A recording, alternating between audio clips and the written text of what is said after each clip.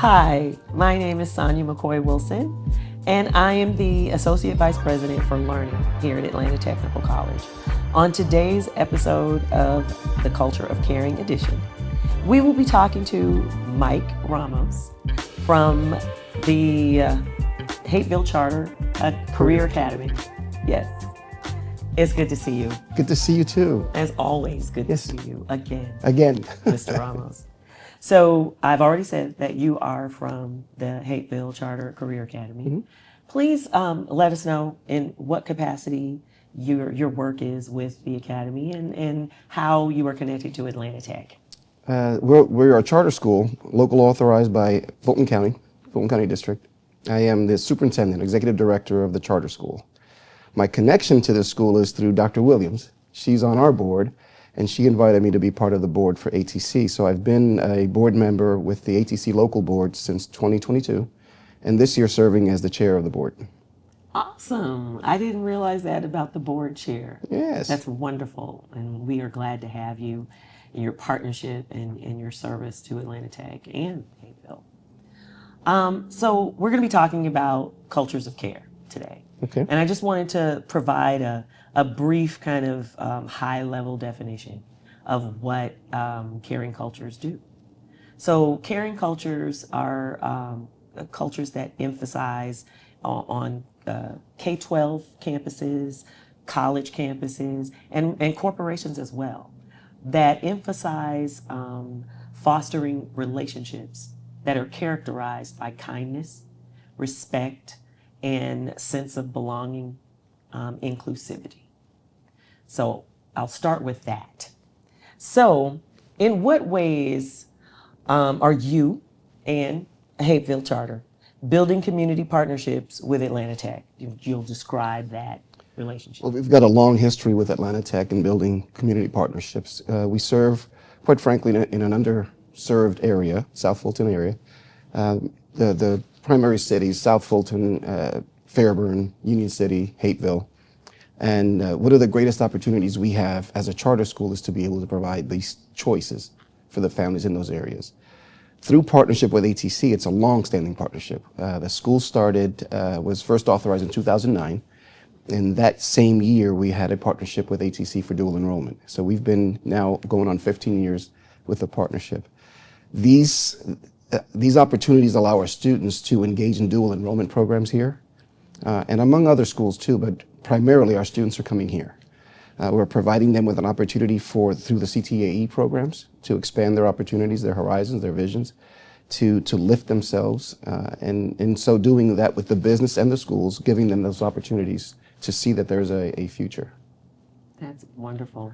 And so based on what you've said, this very long and fruitful relationship with Atlanta Tech, thinking about that high-level definition that I gave you of caring cultures, how do you see the environment at Hapeville and the students that you serve there and the kind of partnership and dualism with Atlanta Tech?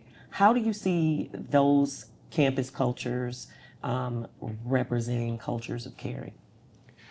Well, for many of our students, as they come through dual enrollment program, they become first time in their family enrolled in any college programs whatsoever.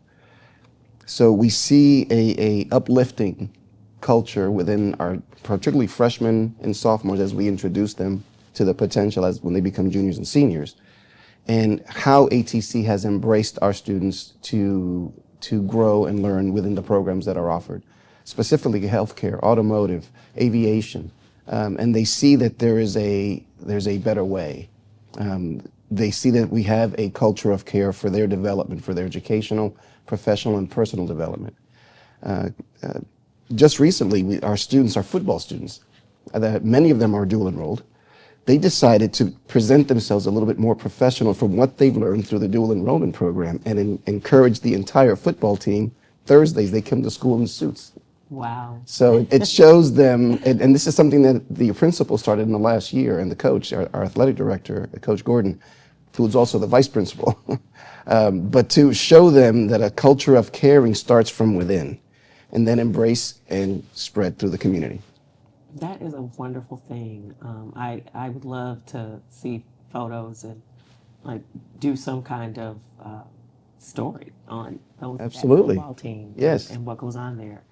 Wonderful. And so, how do you see your partnership with Atlanta Tech as a caring culture partnership? You know, now as your position on the board, and you volunteer in so many capacities. I know you've volunteered with our Goal Student of the Year and Rick Perkins Instructor of the Year, and you do all of these amazing things with the board. How do you see that happening through a culture of caring lens? Well, it's as a caring partnership, it gives me the opportunity to see the holistic approach of the development of the student, both again professional, personal, academic.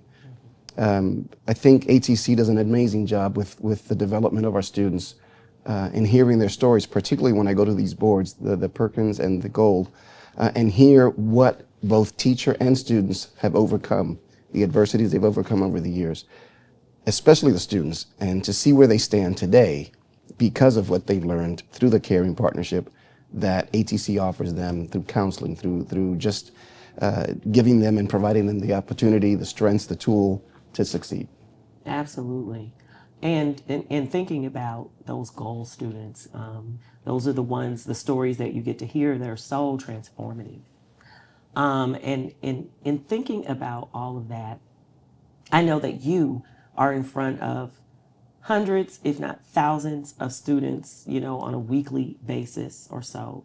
And you are not only representing Hapeville, but Charter, but you're also representing Atlanta Tech. And if you had some words of encouragement to offer to students who are on the fence and who are hesitant, you know, because we serve a very under-resourced, underrepresented, underserved population who are almost always first-generation college students. If you had some words of encouragement to give them, you know, framed in that caring culture about attending Atlanta Technical College, what would those words be? We have to dare to succeed. We have to dare to succeed. And I think they gain that. They see that from everyone that they encounter, everyone I've encountered at every event, social or otherwise, with ATC, and what Dr. Seals and all of you as the executive team are doing in the community. Students see that, and they see the reflection of what they could become from what they see from us.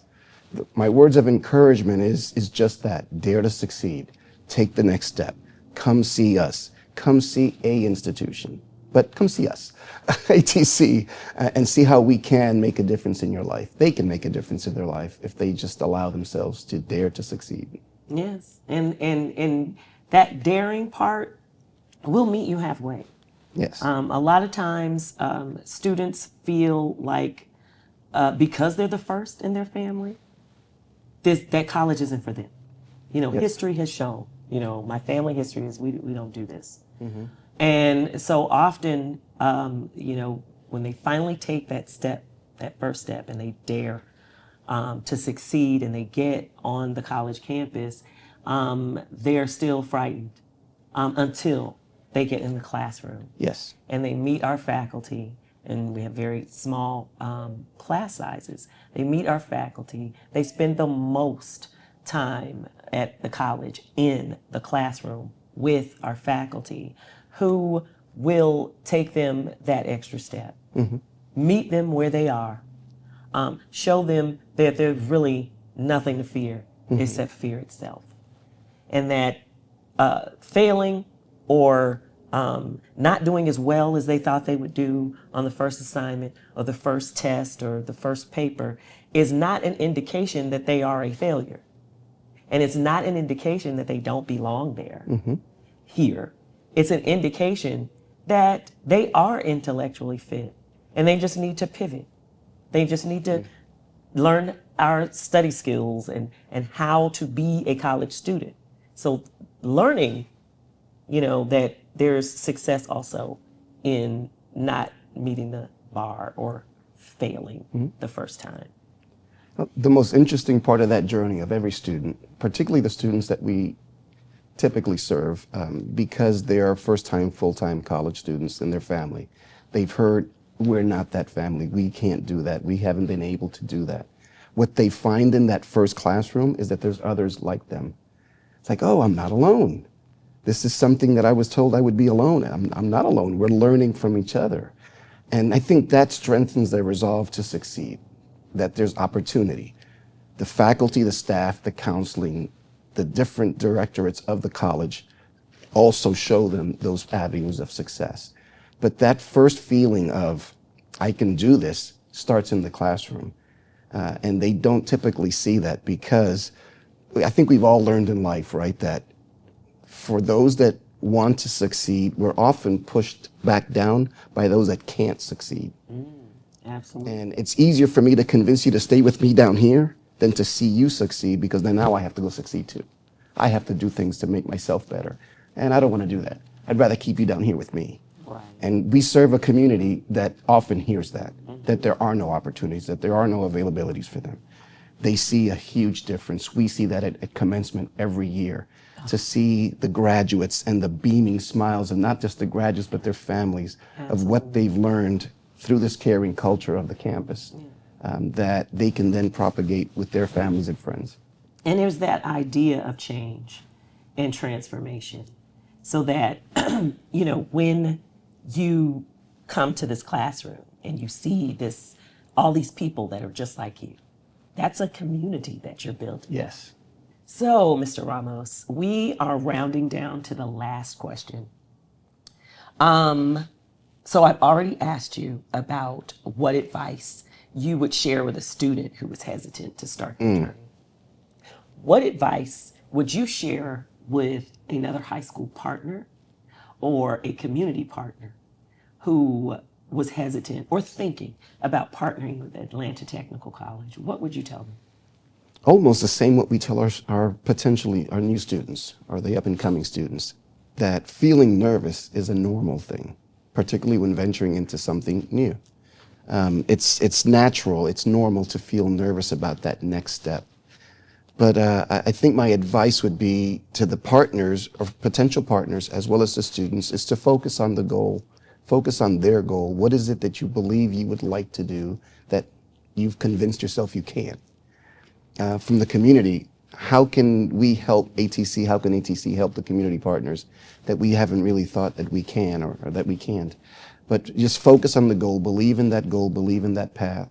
Believe that there's an opportunity being provided from the counselors, from the different departments, the faculty, the staff of this institution, to not just the students, but our community partners, to show that together we can make a huge difference in our community. Absolutely. And there's that part of our mission is transforming lives through technical education. Absolutely. There's a transformative power in pouring back into the community of people, students, that then transforms the larger. Yes. It is a absolute principle of servant leadership that I think in education we don't embrace or understand sometimes, but we are truly servant leaders to our community, to our students. And it's a huge differentiation that as a servant leader, you're transforming, where most of our students have been through a transactional life. Yes. And here they see a transformation. They will see a transformation. That is a wonderful way to close out this episode. So, as we come to an end of another episode, we want to thank you for tuning in and spending your valuable time with us for the Culture of Caring edition. We hope that you found this episode informative, thought-provoking, and entertaining. If you enjoyed what you heard, don't forget to subscribe to our podcast so you can be notified about future episodes. If you have any feedback or suggestions for topics you would like for us to cover, please don't hesitate to reach out to us. We love hearing from our listeners and are always looking for ways to improve and grow. Until next time, continue to stay strong so that you can finish strong.